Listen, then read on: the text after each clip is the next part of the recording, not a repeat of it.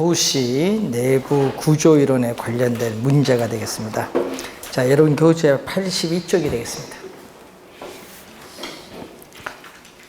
자, 다음 주 화요일 오실 때 이 교재 가져오셔야 돼요. 네, 다음 주요? 다음 주 화요일 오후 3시에. 다다음 주 아니에요? 다음 주 25일. 25일 골반. 다음 주. 오늘 금요일이잖아요. 다음 주 화요일. 예, 알겠습니다. 자, 도시 공간 구조 이론에 관한 설명으로 틀린 것은, 자, 동심원 이론 오늘 배우셨잖아요. 동심원 이론에 따르면은 저소득층일수록 고용 기회가 적은 부도시면 부도심이 나와서는 안 돼요. 부도심이 나오는 거 어디? 다핵심 이론. 동심원 이론과 선형은 핵심이 하나예요. 도심, 핵심이 하나니까 부도심이 나와서는 안 됩니다. 그래서 이 틀린 지문 1번이에요. 그래서 저소득층일수록 고용 기회가 어느 쪽으로 많은, 고용 기회가 많은 도심 지역에 입지하려는 경향이 있겠죠? 네, 틀린 지문입니다. 2번 선형 이론에 의하면, 선형 이론은 하여튼 고소득층이나 저소득층 나오면 안 돼요. 고소득층 주거지 역할을 강조한 거니까 고소득층이 지문에 나옵니다.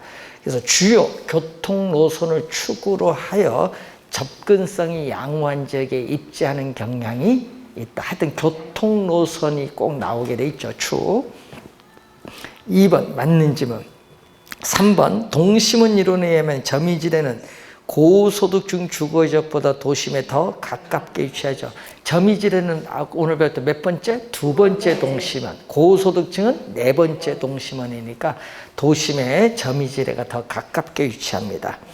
다핵심 이론에서 도시는 하나의 중심지가 아니라 몇 개의 이산된, 분리된 중심지들로 구성되고 있죠. 그래서 도심과 부도심이 나타납니다.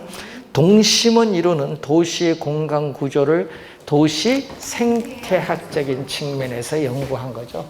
그래서 순서는 잘 보셔야 돼요. 여러분 순서를 물을 수도 있거든요. 1925년에 나타난 버제스의 동심원 이론은 우리는 도시 생태학이죠. 도시 생태학적인 관점에서 접근하고 있다. 자, 23번 다음 내용을 모두 만족시키는 도시공간 구조이론인데, 자, 유사한 도시 활동은 직접 한 장소에 모이는 거죠. 직접으로 발생하는 이익 때문에 우리는 집중하려는 경향이 있다. 첫 번째는 뭐죠? 직접 지향성이죠. 자, 서로 다른 서로 다른 이질적인 도시 활동 중에는 직접에 따르는 불이익이 발생하는 경우가 있기 때문에 이러한 활동은 상호 분리되는 경향이 있다고 입지적인 비양립성을 말합니다. 자, 도시 활동 중에는 교통이나 입지 측면에서 특별한 편익, 이익이죠? 편익을 필요로 하는 기능도 있죠. 그래서 특정 위치나 특수한 시설이 요구됨으로써 또 다핵이 성립하죠. 자, 해리스 울만이 주장한 이론은 다핵심 이론. 3번 정답. 이름만 알아도 바로 3번이 나와야죠. 자, 24번 문제로 갑니다.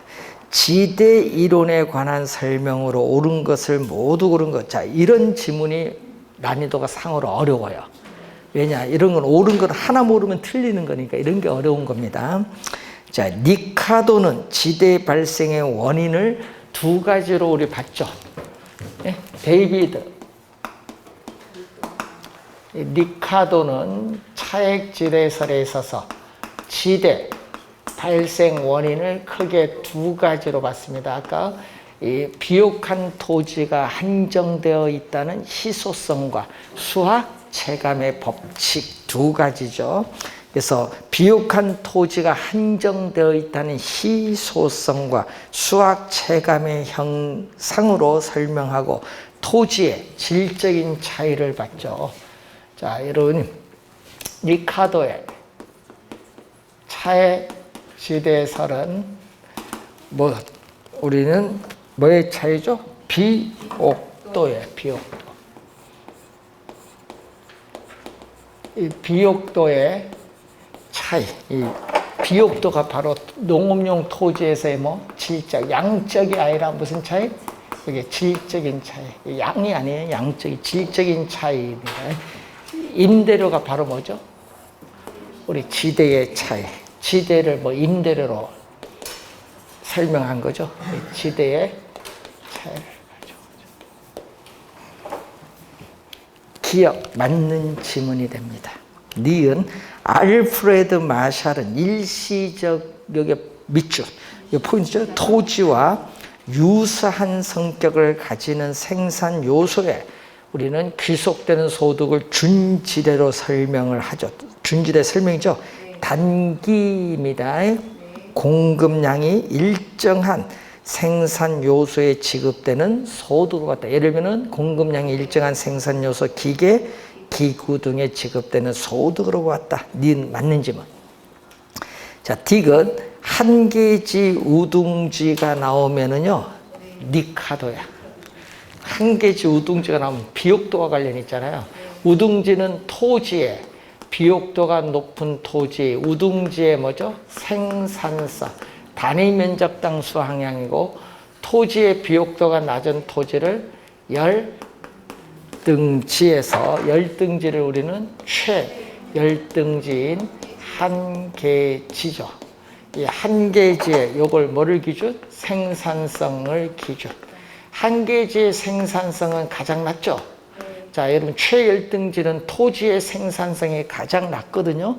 이걸 기준해서 요 생산성의 차액만큼 뭐를 지불한다? 지대. 생산비가 아니죠. 생산비가 아니죠. 그리고 누구 이론? 절대지대가 아니라 차액지대고, 튀는이 아니라 니카도지. 틀린 지문. 네 번째, 도시로부터 거리에 따라 농작물의 재배 형태가 달라지죠. 몇 개? 우리는 거리에 따라 6가지 형태의 농작물을 재배하잖아요. 그래서 수송비 차이가 지대의 차이를 가져온다고 설명한 학자는 마르크스가 아니라 튀네냐, 튀네. 이것은 누구 이론이냐면 튀네. 튀네는 수송비 차이. 이 키워드를 잘 보셔야죠. 이 수송비의 차이가 뭐를 가져온다? 지대의 차이를 가져온다. 그래서 디귿, 니을은 틀린 지문. 마르크스가 아니라 튀네. 그래서 기역, 니은이 맞고 1번이 정답이 되겠습니다. 자, 25번. 다음의 내용을 모두 설명하는 지대인데, 지대는 토지 소유자가 토지를 소유하고 있다는 독점적인 지위 때문에 받는 수입이므로 최열등진 한계지에서도 지대는 발생한다. 지대란 토지 비옥도나 생산력에 관계없이 발생하고, 토지가 사유하로 인해서 발생하는 것은 절대지대의 개념이죠. 뭐와 관련이 있다? 이거는 칼, 마르크스.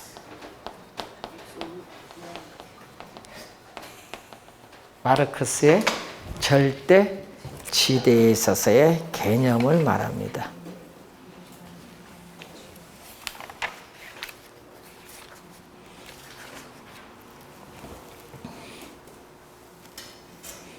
자, 5번 정답이 되겠죠. 이런 건 뭐 점수 주려고 내는 문제, 이건 쉬운 형태. 키워드 하나만 알아도 풀 수 있는 문제입니다. 자, 26번 틀린 건데, 해리스와 울만의 다핵심 이론에서는 상호 이익, 편익을 가져다주는 활동은 어떻게 돼요? 직접함으로써 이익이 발생을 하죠. 다핵 입지 발생 요인 중 하나라고 본다. 맞는 지문이죠? 직접 지향성입니다.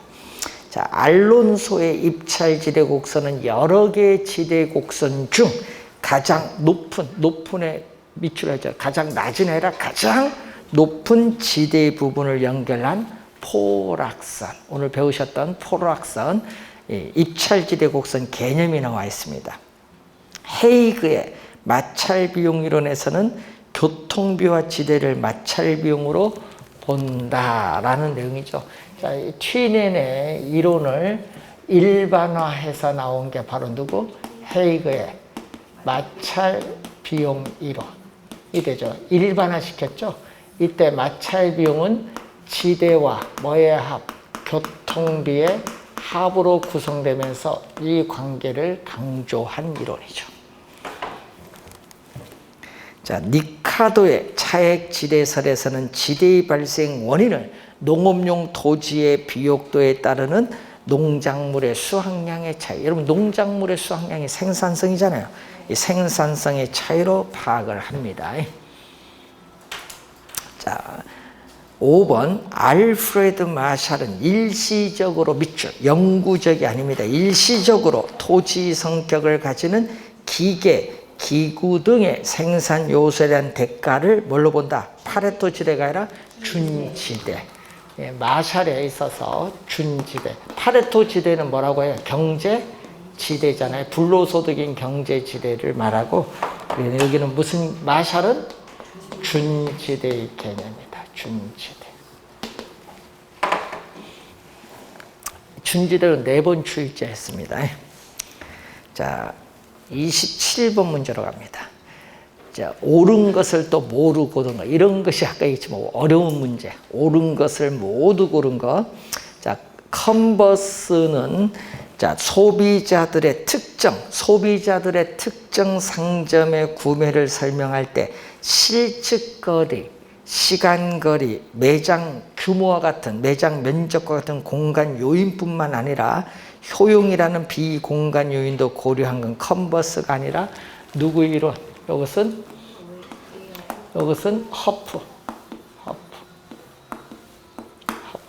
허프의 확률적인 상권 분석 모형입니다. 허프 이론. 허프는 공간, 거리, 마찰계 수를 뭐라고? 우리는 2라고. 공간, 거리, 마찰계 수는 교통 조건이나 우리는 쇼핑하는 물건의 특성에 따라 달라진다. 2라고 가정하면은 뭐를 적용한다? 중력 모형을 적용하고 거기에 공간 요인인 뭐에 비례하죠? 매장 면적에 비례한다. 자, 공간 요인인 매장 면적이 규모죠. 여기에 비례하고 거리의 제곱에 반비례한다. 이때 매장 규모인 매장 면적 요것과 거리에 있어서 실측거리, 실제로 측정한 거리고 특정 상점까지 가는데 시간이 얼마 걸리느냐? 이것은 매장 면적 실측 시간 거리는 공간 요인. 누구의 모형? 허프의 모형. 허프. 니은 호이트는 자, 여러분 거기에 도심과 부도심 사이의 도로. 여러분 부도심 하면 호이트 이론 아니에요. 다 핵심 이론이죠. 도심과 부도심 사이의 도로 들어가면 틀려요. 그리고 고지대는 뭐죠? 높은 지대의 구릉지, 주요 간선도로의 근접성 제시하는 것은 저소득층이 아니라 고소득층이야. 그래서 2번은 니은은 또 틀린 지문. 저가 아니라 고로 고쳐주고 도심과 부도심 사이 도로 요거 들어가서는 안 돼요. 그래서 틀린 지문. 자, 넬슨은 특정 점포가 최대 이익을 얻을 수 있는 매출액을 확보하기 위해서 어떤 장소, 지점에 입지하여야 하는가? 점포 입지하는 원칙 8가지를 제시했죠. 넬슨의 소매 입지 이론입니다. 맞는 지문. 자, 알론소는 단일 도시에 서서의 토지용 형태를 설명하면서 알론소 뭐죠? 입찰 지대의 개념을 적용했죠. 이 단위 면적당 토지에 대해서 토지 이용자가 기꺼이 지불할 용의가 있는 가장 높은 최대의 금액을 입찰지대잖아요. 이 개념을 적용했습니다. 그래서 맞는 것은 뭐죠? 디귿과 리을 4번 정답. 이런 거 쉬운 문제가 아닙니다. 어려운 문제입니다. 이런 거. 자, 28번 문제로 갑니다. 다음 이론에 관한 설명 중 옳은 것을 모두 고른 것. 자, 호이트에 의하면 도시는 전체적으로 원을 반영한 뭐죠? 부채꼴 모양의 형성으로 그 핵심의 도시도 뭐 하나. 자, 여러분 호이트의 이론에서 우리가 관련해서 호이트 이론에서 도시의 핵심은 요거 하나고 교통의 축을 따라서 이렇게 부채꼴 모양으로 나오는 거지. 그래서 이 도시의 핵심의 도시 뭐게 하나. 이 교통의 선, 요 교통의 요 선, 요거죠. 요 교통의 요 선 축이 이렇게 도심에서 방사되는 것을 전제로 하죠. 그래서 무슨 모양? 방사되는 걸 전제로 해서 부채꼴 모양이 나타나죠. 기억, 맞는 지문. 니은, 래쉬는 수요 동그라미. 자, 알프레드 베버는, 여러분 베버는요, 최대, 최소 비용 이론입니다. 그래서 여러분 베버는 비용이 뭐가 돼? 최소가 되는 지점에 공급이 있잖아요. 비용은 우리는 공급 측면이야. 비용은 공급 측면인데 이걸 비판했어. 최소 비용 이론을 비판해서 나온 학자가 래쉬인데, 래쉬는 최대 수요 이론이야. 수요가 나왔잖아요. 수요가 나오니까 이건 무슨 측면? 수요 측면. 말 그대로 수요가 최대가 되는 지점에 공업이 입재된다. 그래서 우리는 수요 측면입니다. 그래서 기업은 시장이 확대될 가능성이 가장 높은 풍부한 지점에 위치해야 된다고 주장한 학자가 래쉬. 맞는 지문. 자, 세 번째, 트위네는 완전히 단절된 고립국을 가정한다. 고립국 이론이죠. 그래서 이곳에 작물 재배 활동은 생산비와 또 수송비를 반영하죠. 수송비를 강조했죠. 자, 생산물 가격에서 생산비를 빼고 수송비를 뺐잖아요. 수송비를 강조한 겁니다. 그래서 공간적으로 분화된다고 본다. 수송비가 꼭 들어가야 돼요. 맞는 지문 3개 다 맞습니다. 5번 정답. 자, 29번. 다음 중 리카도의 차액 지대론에 관한 설명으로 옳은 것을 모두 고른 것도 옳은 거죠. 자, 지대 발생의 원인 우리 2가지 크게 봤죠. 비옥한 토지가 한정되어 있다는 희소성과 수학 체감의 법칙을 우리 2가지 원인 기억 맞는 지문이죠. 니은 조방적 한계의 토지. 여러분 조방적 한계의 토지를 우리는 뭐라고 하냐? 한계지야. 말을 좀 바꿨어요. 조방적 한계, 집약적 한계가 있거든요.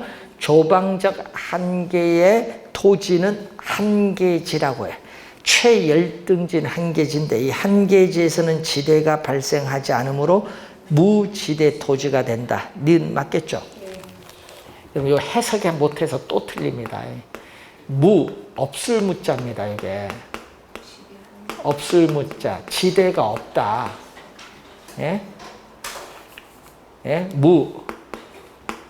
우리가 지대가 없다. 무지대 토지라는 것은 바로 뭐죠? 지대가 제로다 이 말이에요.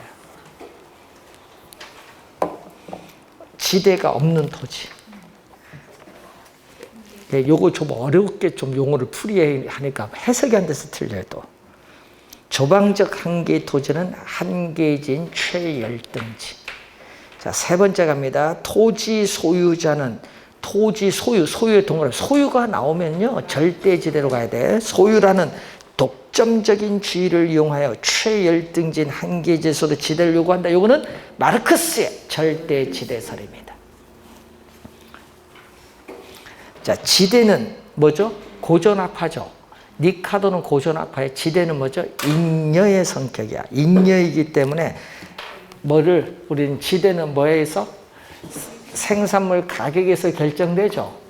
지대는 생산물 가격에서 결정되니까 생산물 가격이 높아지면 지대도 높아지고 생산물 가격이 하락하면 지대도 낮아져요. 지대는 생산물 가격에 의해서 결정되어진 결과입니다. 그래서 네 번째 맞습니다. 기역, 니은, 니을이 맞는 4번이 정답. 디귿만 틀렸어요.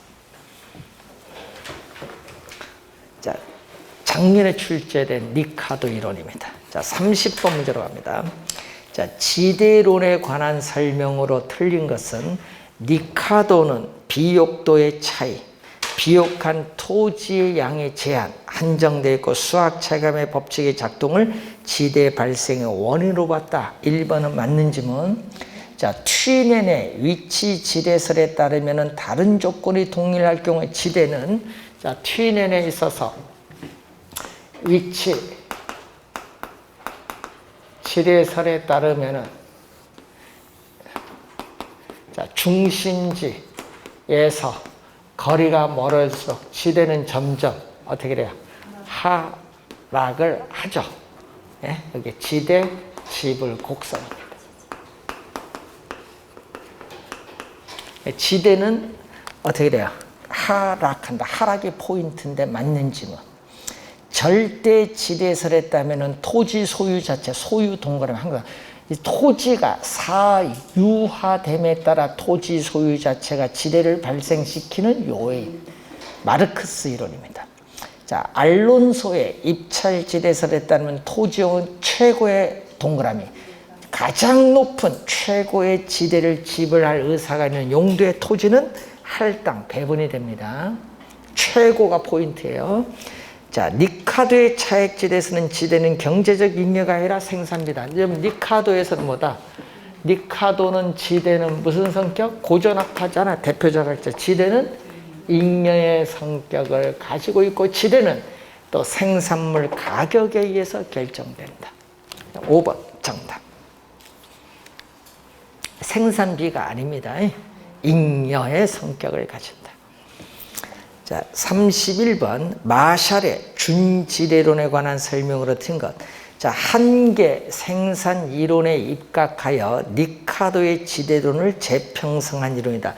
리카도는 지대는 토지를 이용한 대가로만 봤죠. 이걸 확장해서 지대의 개념을 폭넓게 확장한 게 준지대입니다. 재평성한 이론 맞습니다. 준지대는 생산을 위하여 사람이 만든 기계나 기구들로부터 얻는 소득을 말하고요. 자, 토지에 대한 개량 공사로 인해서 추가적으로 발생하는 일시적 미추, 영구적이 아닙니다. 일시적인 소득은 준지대에 속합니다. 자, 고정 생산 요소의 공급량은 단기적으로 변동하지 않는다. 자, 준지대에서 이렇게 공급량은 단기적으로 변동하지 않으니까 단기에 공급량은 이렇게 뭐가 돼? 고정되어 있다. 이 말이에요. 단기에 공급량은 변동하지 않으므로 다른 조건이 동일하다면 준지대는 이 고정된 생산 요소의 요 수요. 고정된 생산 요소 수요에서 뭐가 결정된다? 이렇게 지대가 뭐 한다? 결정된다. 이런 얘기겠죠. 자, 그래서 4번 맞는 지문이고 5번 준지대는 토지 이외에 고정의 동그라미, 고정된 생산 요소, 뭐죠? 기계, 기구 등에 기속되는 소득인데 다른 조건이 동일하다면 영구적이 아니라 일시적. 영구적이 아니라 일시적으로 지대의 성격을 가지는 소득. 여러분, 영구적이 아닌 것은요, 장기, 영구적 장기로 가면은 생산 요소인 기계 기구는 변할 수 있기 때문에 준지대가 발생하지 않아요. 영구적 하면 안 되고 일시적으로. 5번 정답. 자, 32번 지대 이론에 관한 설명으로 옳은 것은 차액지대는 위치를 중요시하고 비옥도와는 무관하다면 리카도는 뭐를 중시하긴다? 비옥도를 중시하고 리카도는 위치 문제를 뭐 했다? 경시했다. 토지에 있어서의 위치 문제를 경시합니다. 리카도. 위치 문제를 경시했다.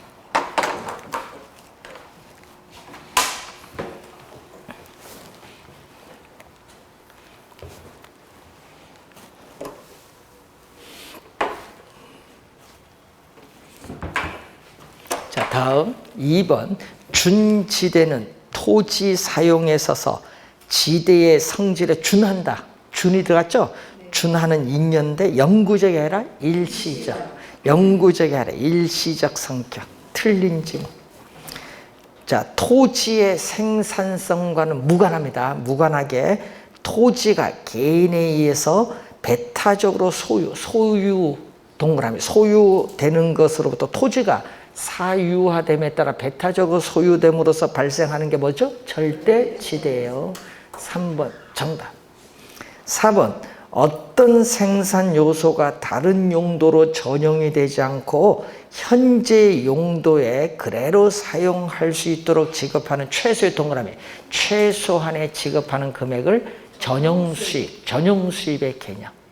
경제지대는 총수입에서 전용수입을 뺀 불로소득이 경제지대죠. 틀린 지문 4번은 전용수입에 대한 설명.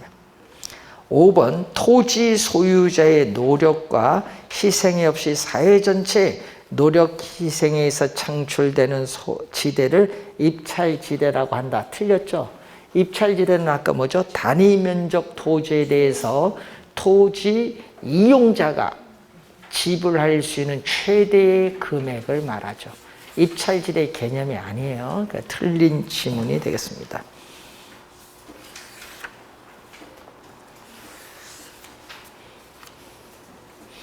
자, 1번 문제로 갑니다. 정책이론. 정부가 부동산 시장에 개입을 할 수 있는 근거가 아닌가. 근거를 묻습니다. 근거가 포인트죠.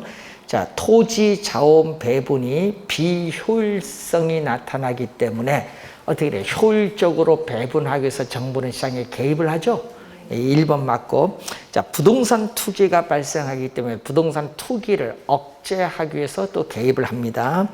저소득층의 주거 문제가 발생하기 때문에 저소득층의 주거 안정을 위해서 또 개입을 하죠.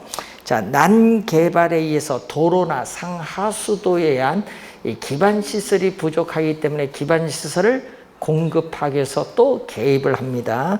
자, 개발부담금 부과가 정답입니다. 여러분, 개발부담금, 개발이익 환수에 관한 법률에서 개발부담금을 부과하는 것은 어떻게 돼요? 정책 목표를 달성하기 위한 정책 수단이에요. 개입을 하는 근거가 아니라 개입을 했을 때 문제가 발생했잖아요. 그 불로소득을 환수하기 위한 정책 수단이에요. 자, 5번 정답. 이건 근거가 아니라 정책 수단. 자, 2번 부동산 시장에서 시장 실패의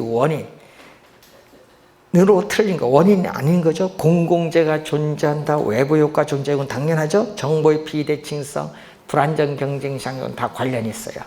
재화의 동질성 하면 안 돼. 재화의 동질성은 완전 경쟁 시장의 성립 요건이야. 자, 완전 시장에서 자원이 효율적으로 배분이 이루어지는 시장이 완전 경쟁 시장인데, 완전 경쟁 시장을 성립시키는 조건에 이 상품, 재화의 뭐죠? 동질성이 있어요. 우리 또 효율적 시장에서 배운 또 뭐도 있죠? 상품에 대한 모든 정보가 공개되어 있다는 완전한 정보가 있고, 또 부동산 시장에 볼 때 소수가 아니라 뭐죠? 다수의 구매자와 다수의 구매자와 판매자가 존재하는 경우, 또 시장에 들어오고 나가는 것이 자유롭다.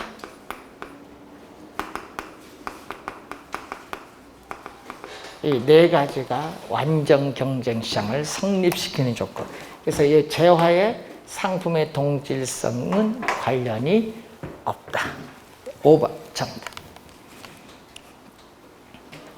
자, 3번 부동산 정책에 관한 설명으로 옳은 것을 모두 고른 것.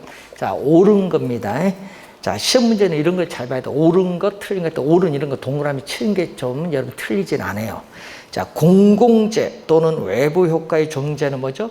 시장 실패죠. 시장 실패의 원인이니까 정부가 시장에 개입을 하는 근거가 되죠. 예? 1번 맞습니다. 2번 부의 외부 효과는 사회가 부담하는 비용. 사회가 부담하는 비용을 사회적 비용이에요. 사회가 부담하는 비용을 다른 말로 사회적 비용을 감소가 아니라 증가시키지. 감소가 아니라 뭐? 증가시킨다. 왜? 외부 비용이 있잖아요. 외부 비용이 있기 때문에 증가시킵니다.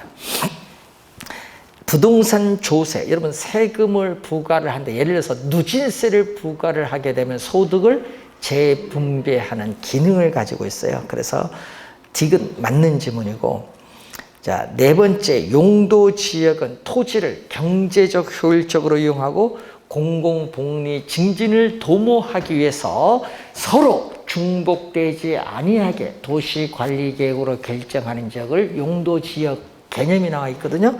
그래서 두 번째 니은만 틀렸어요. 기역, 디귿, 니을이 맞는 지문 4번 정답. 4번 문제로 갑니다. 정부의 부동산 시장 개입에 관한 설명으로 틀린 것. 자, 직접 개입, 개발 부담금 부과자든 직접 개입이 아니라고 하죠. 간접 개입입니다. 자, 정부가 부동산 시장에 직접 개입을 해서 수요자와 공급자의 역할을 적극적으로 수행하는 게 직접 개입이라면은 시장 기구의 골격, 틀을 유지하면서 시장의 기능을 통해서 정책 효과를 달성하고자 하는 게 간접 개입인데, 간접 개입의 대표적인 게 지금 여기서 개발 부담금을 우리가 부과하는 제도, 개발 부담금을 부과하는 제도. 개발 부담금은 뭐다? 하여튼 간접 개입, 직접 개입이 아니다. 자, 1번 정답. 1번이 확실히 정답이다. 그러면 읽어보지 마세요. 빨리빨리 넘어가야지, 시간이. 자, 공공임대주택 공급은 뭐죠? 저소득층의 주거 안정을 위해서 공급함으로써 소득 재분배 효과 기대할 수 있습니다. 정부가 주택 가격 안정을 목적으로 신규 주택의 분양가를 규제를 할 경우에는 신규 주택 공급량이 뭐한다? 감소하면서 사회적으로 후생의 손실이 발생할 수 있죠. 신규 주택 공급이 감소함으로써 암시장이 형성하면서 오히려 암시장에서의 가격이 시장 균형 가격보다 더 높으면서 후생의 손실이 발생할 수 있어요. 자, 시장에서 어떤 원인으로 인해서 자원의 효율적 배분에 실패하는 현상을 시장의 실패라고 하죠. 개념인데, 시장의 실패가 발생하니까 정부는 시장의 실패를 수정 보완하기 위해서 시장에 개입을 하는 이유, 근거가 되죠. 자, 토지 수용과 같은 시장 개입의 수단에서는 토지 매입과 보상 과정에서 사업 시행자와 피수용자는 토지 소유자죠. 간의 보상액 문제로 갈등을 발생하기도 하죠. 토지 소유자 민원을 이렇게 많이 초래할 수 있다. 이건 단점. 무슨 방식? 수용 방식의 단점.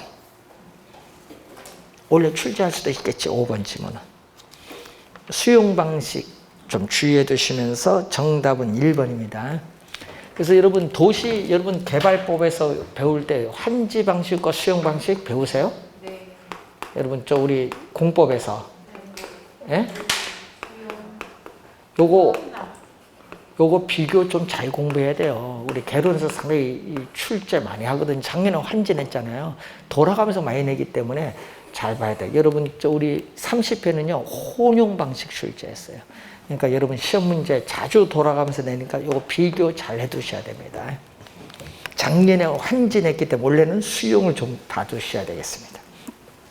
자, 5번 외부 효과에 관한 설명으로 틀린 것은 1번은 외부 효과의 개념입니다. 어떤 경제활동과 관련하여 거래의 당사자가 아닌 제3자에게 자, 의도하지 않은 밑줄, 여기에 또 포인트죠. 의도적인 게 아니죠. 의도하지 않은 혜택을 주는데 이에 대한 대가를 받지도 않고 손해를 입히는데 이에 대한 대가를 지불하지도 않는 걸 외부 효과, 개념이 나와 있습니다. 자, 정의 외부 효과가 발생하면 무슨 형상? 핀피라고 하죠. 핀피. 자, 정의 외부 효과가 발생을 하면은 지역 이기주의 사회에서 우리는 공공 편의 시설이 들어오는 건 좋다. 핀피 형상을 발생시키죠. 님비가 아닙니다. 핀피 형상. 2번 정답. 3번 인근 지역의 쇼핑몰이 개발됨에 따라 주변 아파트 가격이 상승하는 경우에는 뭐가 발생한다? 정의 외부 효과가 발생한 것으로 볼 수 있습니다. 부의 외부 효과를 발생시키는 시설, 예를 들면 뭐죠? 공장, 뭐 화학 공장. 그러면은 발생된 외부 효과를 제거 또는 감소시키기 위해서 사회적 비용이 발생할 수 있죠. 어떻게 돼요? 외부 비용이 들어가잖아요. 공해 물질을 정화하는 데 추가적으로 드는 비용이 발생하니까 사회적 비용이 증가합니다. 여러 용도가 혼재, 예를 들면 주거용, 공업용 이렇죠.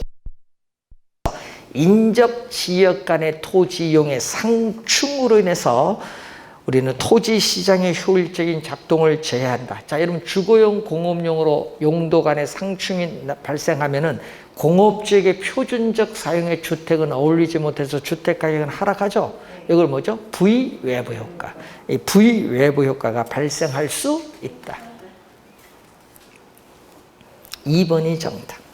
자, 6번 문제로 갑니다. 외부 효과에 관한 설명으로 드린 것은 한 사람의 행위가 제3자의 경제적 후생, 뭐 이익도 줄 수 있고 손해를 줄 수 있는데 하여튼 후생에 영향을 미치지만 그에 대한 대가를 지불하지 않고 손해도 어떻게 지불하지도 않죠. 그에 대한 보상이 이루어지지 않는 형상. 1번은 개념. 1번은 개념이 나와 있고 매연을 배출하는 석탄 공장에 대한 규제가 전혀 없다면 그 주변 주민들은 검은색이 날아와서 문을 못 여는 또 진폐증 이런 뭐죠? 외부 마이너스 주택 가격이 하락하는 마이너스 외부 효과가 발생할 수 있습니다. 부의 외부 효과가 발생하게 되면요, 법적 소송에 따른 비용이라든지 진상조사의 어려움 등으로 당사자 간 해결이 곤란한 경우가 많습니다.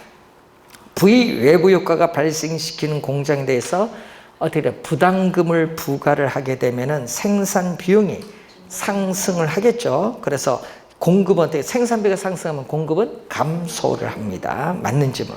새로 조성된 공원이 쾌적성이라는 정의 외부 효과를 발생시키면 공원 주변의 주택이라는 수요는 증가합니다. 수요가 증가하니까 수요 곡선은 우측. 수요가 증가하니까 수요 곡선은 우측으로 이동합니다. 좌측이 아니라 우측으로 이동해서 주택 가격은 상승을 하겠죠.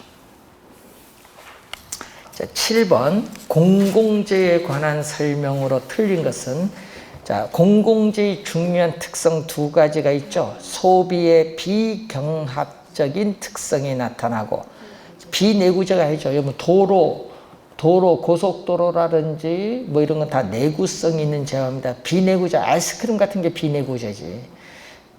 내구재입니다. 정부만 또 밑줄, 정부만 하면 안 돼. 여러분 세금이나 공공기금을 통해서 공급하기도 하지만 민간의 박물관 있죠. 박물관 같은 것도 민간이 비용을 부담할 수 있어요. 외국 같은 경우에. 예? 우리나라 혹시 우리 요즘 그 뉴스 많이 나온 이건희 회장께서 돌아가기 전에 박물관을 만들어서 자기가 소집한 걸 만들었으면 더 칭송받았을 건데. 맞죠? 그 개인이 이렇게 부담해서 박물관 만들어서 공공기관을 공공재로 활용할 수 있어요. 자, 무임승차 문제와 같은 시장의 실패가 발생하죠. 예?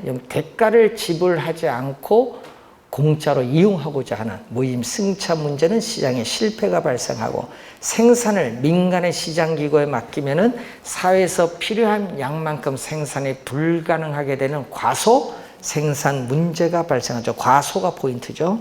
자, 비배제성. 자, 중요한 특성이죠. 우리 국방 같은 비배제성에서 비용을 부담하지 않는 사람도 그 재화를 소비할 수 있죠. 그래서 정답은 2번 정답. 자, 8번. 정부의 부동산 시장 직접 개입의 유형에 해당 직접이 포인트. 자, 토지, 은행, 공영개발 직접입니다. 총부채 상환 비율 간접, 종합부동산세 세금도 간접, 개발부담금도 간접, 공공투자사업 직접, 기업, 니은, 니을. 비읍이네, 기억, 니은, 비읍. 2번이 정답. 그래서 여러분 직접 개입의 수단, 간접 개입 수단, 이런 세금 부과하는 것은 간접 개입이고 또 뭐죠? 보조금 지급도 간접 개입. 또 우리 금융상 지원 규제는 LTV, DTI도 간접 개입이라는 거라고.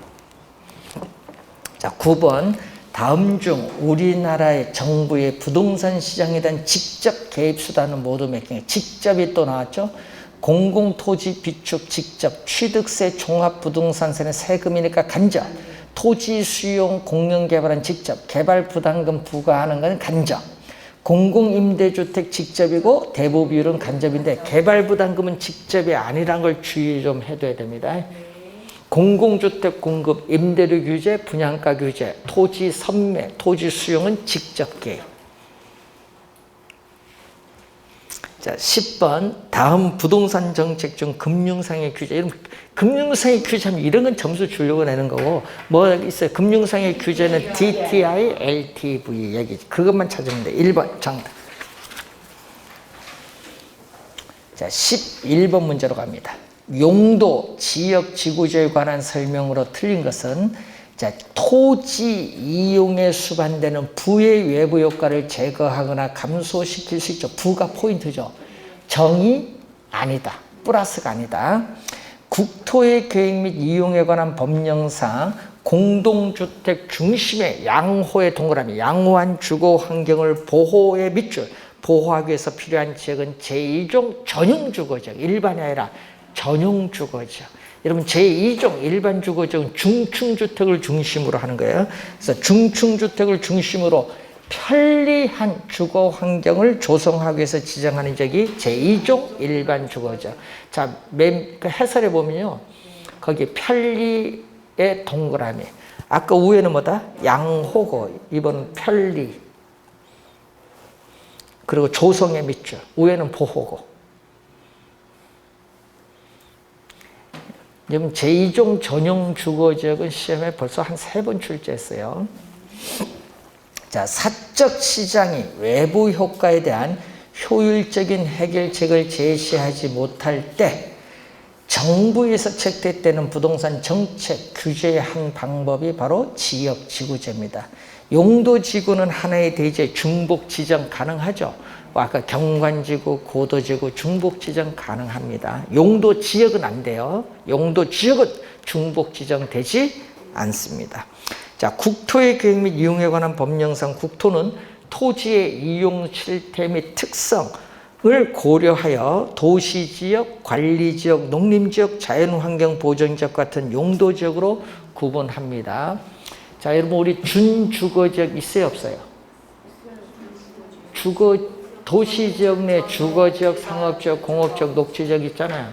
그래서 주거지역에 전용주거지역, 일반주거지역, 준주거지역 있어요. 공업지역에 준공업지역 있어요, 없어요? 있어요. 농림지역에 준농림지역 있어요, 없어요? 과거에 있었거든요. 과거에 여러분 20년 전에 있었어요. 지금 없습니다. 준농림지역이 없어지면서 뭘로 온 줄 아세요? 관리지역으로 들어왔어요. 중농림지역은 없습니다. 나중에 시험에 나오면 또 왔다 갔다 하지 마시고.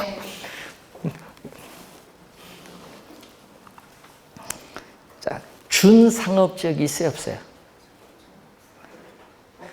없잖아요. 중심상업지역, 유통상업지역, 일반상업지역, 뭐, 근데, 근린, 이런 게 있는데, 준상업지역은 없어요. 자, 그런 의미 좀 잘 좀 주의해서 보셔야 돼요. 그것도 이제 몇 개 이렇게 관로 안에 묶어놓고 현재 시행되고 있는 용도 지역 찾아라 이렇게 하면 또 틀립니다. 자, 12번 토지 비축 제도에 관한 설명으로 틀린 것은 자, 비축은 직접 간접, 직접 그 직접이 1번은 포인트, 직접 개입을 하는 겁니다. 토지 비축 제도가 필요한 이유가 뭐예요? 토지의 공적 기능이 확대되며 커질 수 있죠. 왜? 토지는 부증성에서 유한하기 때문에 토지 공공성을 위해서 공적 기능 확대에 따라 필요성이 커집니다. 토지 비축사업은 토지를 사전에 비축하기 위해서 사전에 비축, 사전에 미리 비축을 해서 미래에 공익사업, 우리가 공업단지 조성이라든지 공익사업의 원활한 시행과 토지시장 안정에 기여할 수 있죠. 토지시장 안정은 수요 공급 조절용으로 비축을 하죠. 자, 토지 비축 제도는 사적 토지 소유의 편중 형상으로 인해서 발생 가능한 토지 보상 비용 등의 높은 비용 문제를 완화시킬 수 있다. 자, 공공토지의 비축에 관한 법령상 비축 토지는, 자, 밑줄 긋습니다. 각 지방자치단체에서 직접 관리하기 때문에 관리 효율성을 기대할 수 있다. 이 질문이 틀렸죠. 어디서 각 지방자치단체에서 관리하는 것이 아니라 LH, 한국토지주택공사에서 토지 비축 업무를 법적으로 부여받아 현재 관리하고 있습니다. 그래서 틀린 지문은 몇 번? 5번. 5번 지문이 또 2년 전에 또 출제했어요. 자, 우선은 한번 확인해 보시고, 자, 이제 토지 정책과 주택 정책, 조세 정책에 관련된 나머지 정책은 잠시 쉬고 설명을 하도록 하겠습니다.